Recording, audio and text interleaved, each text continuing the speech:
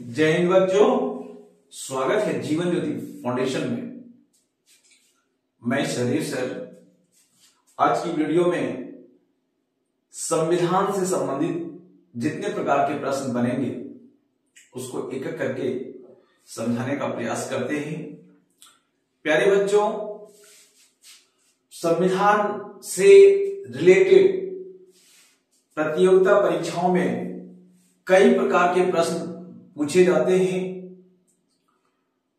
हमारी कोशिश होगी कि जितने प्रकार के प्रश्न प्रतियोगिता परीक्षाओं में पूछे जाते हैं वो सबका सब मैं सॉल्व करूंगा। वीडियो को जरूर देखें और चैनल को अगर आपने अभी तक सब्सक्राइब नहीं किया है तो चैनल को सबसे पहले सब्सक्राइब करें। चलिए समय न गंवाते हुए सबसे पहले प्रश्न पे चलते हैं।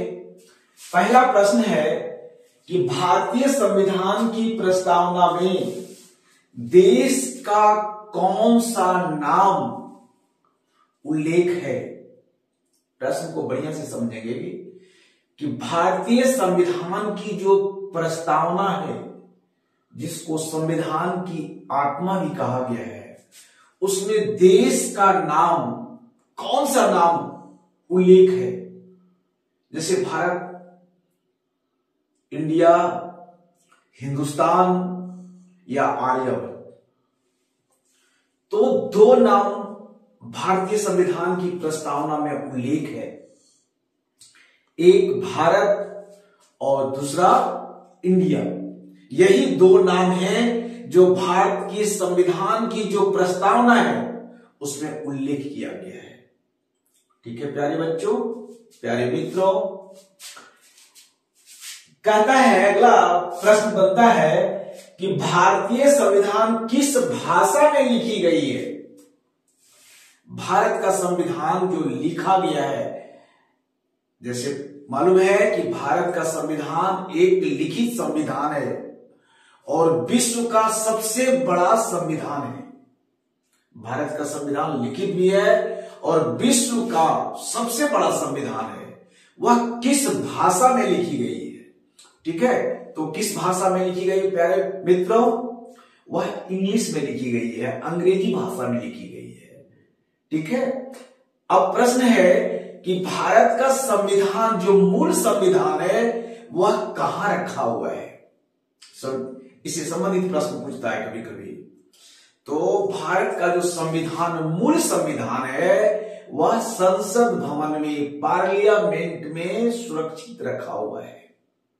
ठीक है, अगला प्रश्न बनता है प्यारे मित्रों कि भारतीय संविधान के निर्माण में कुल कितने समय लगे।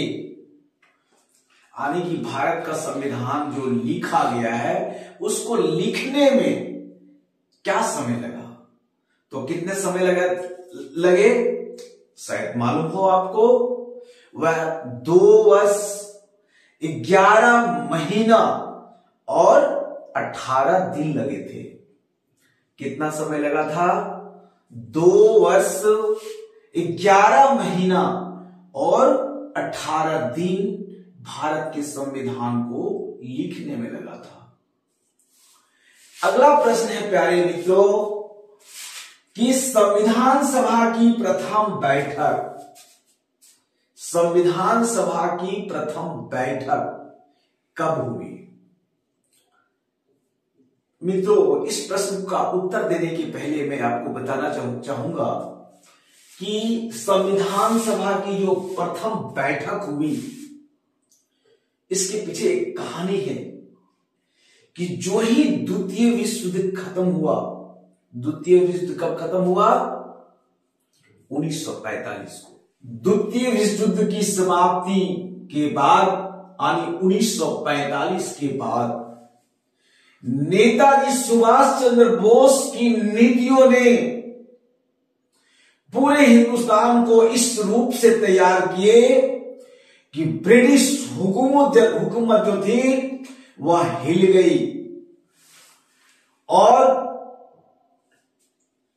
ब्रिटिश सरकार ने 3 सदस्यीय टीम भारत भेजा। एक आकलन के लिए, एक सर्वेक्षण के लिए कि भारत की स्थिति कैसी है। उन्होंने जो रिपोर्ट दिया वह यह था कि अब भारतीयों पर हुकूमत चलाना संभव नहीं है, और यह कारण था सिर्फ और सिर्फ नेताजी सुभाष चंद्र बोस की नीतियों का कारण। उन्होंने ब्रिटिश सरकार के हुकूमत को हिला के रख दिया, जिसके चलते एक संदेश मिली कि भारतीयों अब आप अपने देश को संभालो। ऐसा संकेत ब्रिटिश सरकार की ओर से हिंदुस्तान को महसूस हुआ। तो आनंद फानन में संविधान की प्रथम बैठक 9 दिसंबर 1946 को किया गया, जिसकी अध्यक्षता डॉक्टर सच्चिदानंद सिन्हा ने किया। अब यहां प्रश्न क्या बनता है मित्रों? प्रश्न ये पूछा जाता है कि भारतीय संविधान की प्रथम बैठक कब हुई और प्रथम बैठक की अध्यक्षता किसने की? तो इसका सही उत्तर है मित्रों कि भारतीय संविधान की प्रथम बैठक 9 दिसंबर 1946 को हुई। कब हुई? 9 दिसंबर 1946 को, और उसकी अध्यक्षता डॉक्टर सच्चिदानंद सिन्हा ने किया। इसलिए प्रश्न ये आता है कि संविधान सभा के अस्थायी अध्यक्ष, एक अलग प्रश्न बनता है जो हर प्रतियोगिता परीक्षाओं में पूछे जाते हैं कि संविधान सभा के अस्थायी अध्यक्ष कौन थे। और यहां हम सब गलती कर बैठते हैं। कभी डॉक्टर भीमराव अंबेडकर को लगा देते हैं, कभी डॉक्टर राजेंद्र प्रसाद को टिक लगा देते हैं, और जिनको जानकारी होती है वो डॉक्टर सच्चिदानंद सिन्हा को लगाते हैं। तो जब अस्थायी अध्यक्ष की बात किया जाए कि संविधान सभा के अस्थायी अध्यक्ष कौन थे, तो सही उत्तर होगा डॉक्टर सच्चिदानंद सिन्हा। लेकिन जब पूछा जाए कि संविधान सभा के अस्थायी अध्यक्ष, अस्थायी नहीं अस्थायी अध्यक्ष कौन थे, तब सही उत्तर होगा डॉक्टर राजेंद्र प्रसाद। सिर्फ 2 दिनों के बाद, यानी कि 9 दिसंबर के बाद, 9 दिसंबर के ठीक 2 दिन 11 दिसंबर 1946 को पुनः जो बैठक हुई, उस बैठक में अस्थायी अध्यक्ष बनाया गया डॉक्टर राजेंद्र प्रसाद को। इसलिए प्यारे मित्रों, इस बात को हमेशा ध्यान रखें कि जब प्रश्न यह पूछा कि संविधान के अस्थायी अध्यक्ष कौन है, तो सही उत्तर लगाइए डॉक्टर राजेंद्र प्रसाद को। अगर प्रश्न यह पूछता है कि संविधान के अस्थायी अध्यक्ष कौन थे, तब उत्तर होगा डॉक्टर सच्चिदानंद सिन्हा। और प्रश्न अगर यह पूछता है कि संविधान सभा के प्रारूप समिति, यानी संविधान की जो प्रारूप समिति थी, उसके अध्यक्ष कौन थे? प्रारूप मतलब स्ट्रक्चर, संविधान को कैसे बनाना है, इसके अध्यक्ष किसकी अध्यक्षता में हुई, उसका अध्यक्ष कौन थे? तो वह थे डॉक्टर भीमराव अंबेडकर। अब देखिए तीनों में अंतर है। जब संविधान के अस्थायी अध्यक्ष पूछता है तो उत्तर आ जाता है डॉक्टर सच्चिदानंद सिन्हा। जब अस्थायी अध्यक्ष की बात होती है तब डॉक्टर राजेंद्र प्रसाद है। और जब प्रारूप समिति यानी संविधान के जो प्रारूप समिति है उनकी बात जब होती है तो मित्रों उसका उत्तर होगा डॉक्टर भीमराव अंबेडकर। इनकी अध्यक्षता में संविधान को लिखा गया। और उस प्रारूप समिति में कितने सदस्य थे, यह भी प्रश्न पूछता है कि संविधान का जो प्रारूप समिति थी उसमें कितने सदस्य थे, तो वो मात्र 7 सदस्य थे। 7 सदस्यों की टीम थी। कितने? 7 सदस्यों की टीम थी। और इन 7 सदस्यों के टीम ने संविधान को लिखने का काम किया। प्रश्न ये आता है कि प्रारूप समिति में कितने सदस्य थे, तो उत्तर क्या होगा? 7 सदस्य थे। प्रारूप समिति के अध्यक्ष कौन थे? डॉक्टर भीमराव अंबेडकर थे। ठीक है मित्रों, अब एक प्रश्न यहां और बनता है इनसे कि इस प्रारूप समिति का स्ट्रक्चर किन्होंने तैयार किया। अब देखिए, अलग टाइप का प्रश्न है कि ये जो प्रारूप समिति किसका, संविधान का जो प्रारूप बनाया गया उसको लिखने का काम, उस प्रारूप को, उस स्ट्रक्चर को बनाने का काम किन्होंने किया था, तो वो थे डॉक्टर BN राव। देखिए, बिल्कुल अलग प्रश्न है। प्रारूप जो तैयार किए वह व्यक्ति का नाम है डॉक्टर BN राव। इसलिए प्यारे मित्रों, ये संविधान सभा से संबंधित अलग अलग टाइप के प्रश्न बनते हैं और सभी को ध्यान पूर्वक उत्तर लगाना चाहिए, टिक करना चाहिए, ये बिल्कुल जरूरी है।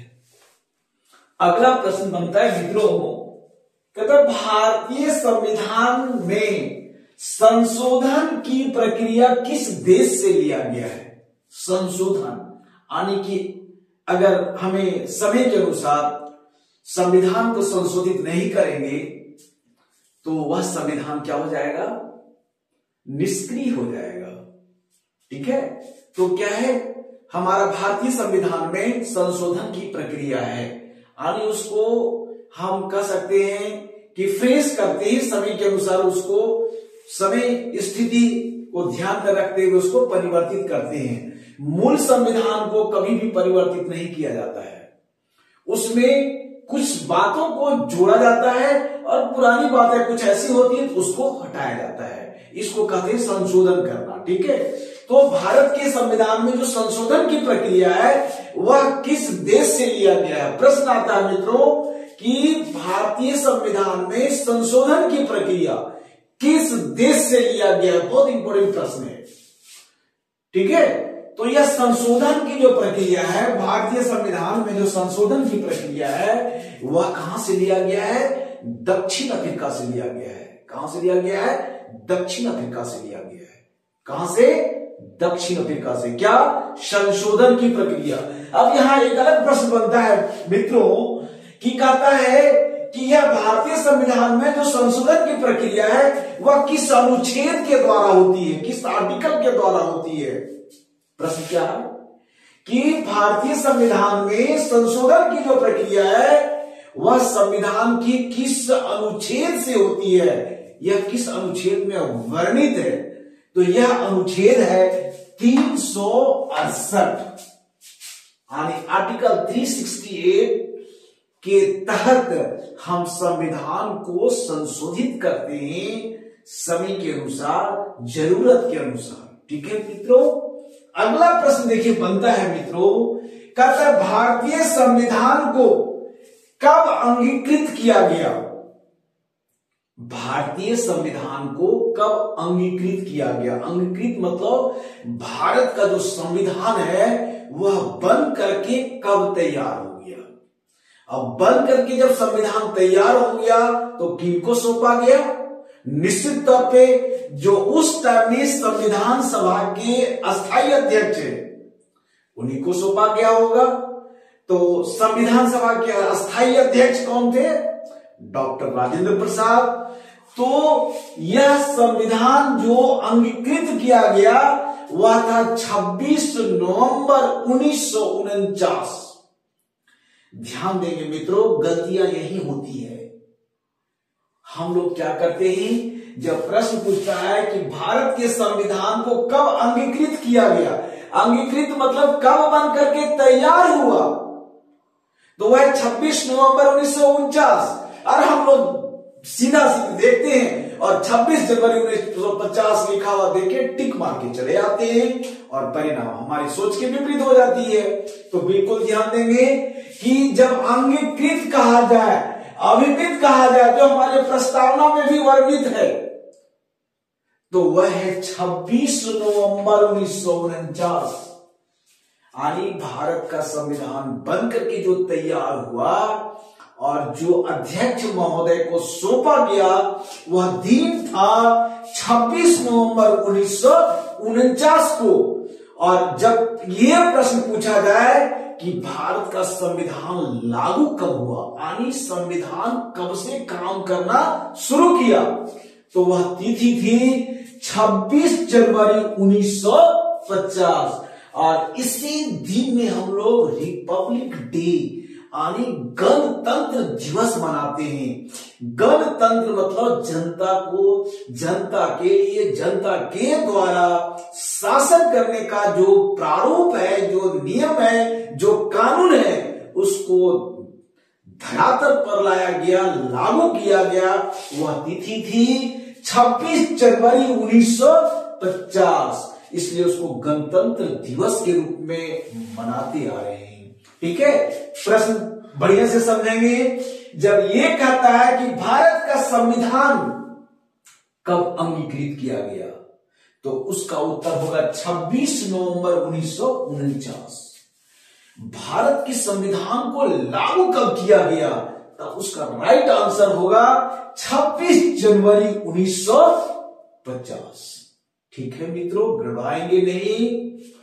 थोड़ी सी असावधानी हमें अपनी सफलता से दूर कर देती है, इसलिए सावधानी से बेहतर तरीके से इसको समझेंगे।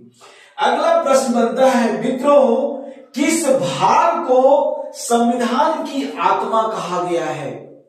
अब देखिए ये प्रश्न इतना इंपॉर्टेंट है, कई बार प्रतियोगिता परीक्षाओं में पूछे गए हैं कि संविधान के किस भाग को संविधान की आत्मा कहा गया है। प्रश्न आता है कि किस भाग को संविधान की आत्मा कहा गया है। क्या मौलिक अधिकार को? नहीं। क्या मौलिक कर्तव्य को? नहीं। क्या राज्य के नीति निर्देशक तत्व है उसको? नहीं। तो प्रस्तावना को। भारत के संविधान में जो प्रस्तावना है उसको संविधान की आत्मा कहा गया है। जब प्रश्न आता है कि संविधान की आत्मा किसे कहा गया है, तो उसका सही उत्तर है प्रस्तावना को। लेकिन जब यह प्रश्न पूछता है कि डॉक्टर भीमराव अंबेडकर के अनुसार, किनके अनुसार? डॉक्टर भीमराव अंबेडकर के अनुसार संविधान की आत्मा किसे कहा गया है? देखिए दो तरह का प्रश्न बन जाता है मित्रों, कंफ्यूजन नहीं करेंगे। जब सिर्फ ये पूछता है कि किस भाग को संविधान की आत्मा कहा गया है, तो उसका सही उत्तर है प्रस्तावना को। लेकिन जब एक शब्द जोड़ देता है कि डॉक्टर भीमराव अंबेडकर के अनुसार संविधान की आत्मा किसे कहा गया है, तो उसका सही आंसर होगा अनुच्छेद 32 को। किसको? अनुच्छेद 32 को। क्योंकि अनुच्छेद 32 को ही डॉक्टर भीमराव अंबेडकर ने संविधान की आत्मा कहा है। ठीक है मित्रों, अगला प्रश्न बहुत इंपॉर्टेंट प्रश्न है, काफी इंपॉर्टेंट है। वह है भारत के मूल संविधान में, मूल संविधान मतलब जब भारत का संविधान बन के तैयार हुआ, कब बन के तैयार हुआ था? 26 नवंबर 1949 को। उस समय जो भारत का मूल संविधान है उसमें कितने अनुच्छेद हैं, आर्टिकल कितने थे और कितने भाग हैं, कितने भागों में बांटा गया था उसको, और अनुसूचियां हमारी कितनी थी। तो मित्रों गड़बड़ाएंगे नहीं, जब मूल संविधान को पूछता है तो आर्टिकल यानी अनुच्छेद हमारे 395 थे। 395 अनुच्छेद मूल संविधान में है। और कितने भाग थे? तो ये 22 भाग थे, 22 भाग 22। और अनुसूचियां हमारी जो थी वो मूल संविधान में 8 अनुसूचियां थी। लेकिन जब प्रश्न ये पूछता है कि वर्तमान में भारतीय संविधान में कितने अनुच्छेद है, जब वर्तमान की बात करता है तो अनुच्छेद 448 हो जाते हैं और भाग हमारे जो है वो 22 भाग हैं। और वर्तमान में कुल 12 अनुसूचियां हैं। कितनी अनुसूचियां हैं? 12 अनुसूचियां हैं। यानी कि मूल संविधान में 8 अनुसूचियां हैं और वर्तमान के संविधान में 12 अनुसूचियां हैं। प्यारे मित्रों, किस अनुसूची में क्या वर्णन है, ये हमारी भारतीय संविधान की अनुसूचियों का मैंने वीडियो बनाया है। उस वीडियो को जरूर देखेंगे। एक एक करके जो हमारे मूल 8 अनुसूचियां और फिर उसके बाद जो हमारे अनुसूचियों को जोड़ा गया 9वीं, 10वीं, 11वीं, 12वीं अनुसूची, वो सबको बहुत बेहतरीन तरीके से मैंने समझाने की कोशिश किया है। वीडियो को जरूर देखें। वीडियो अच्छी लगे लाइक करें, अधिक से अधिक अपने मित्रों को, अपने परिवारों को, अपने दोस्तों को, अपने बच्चों को शेयर करें और चैनल को सब्सक्राइब करना ना भूलें। मैं पूरी विश्वास के साथ आपको ये वादा करता हूं कि संविधान से कोई भी प्रश्न छूटने नहीं देंगे और आपकी सफलता आपकी मेहनत पर निर्भर करती है। जय हिंद।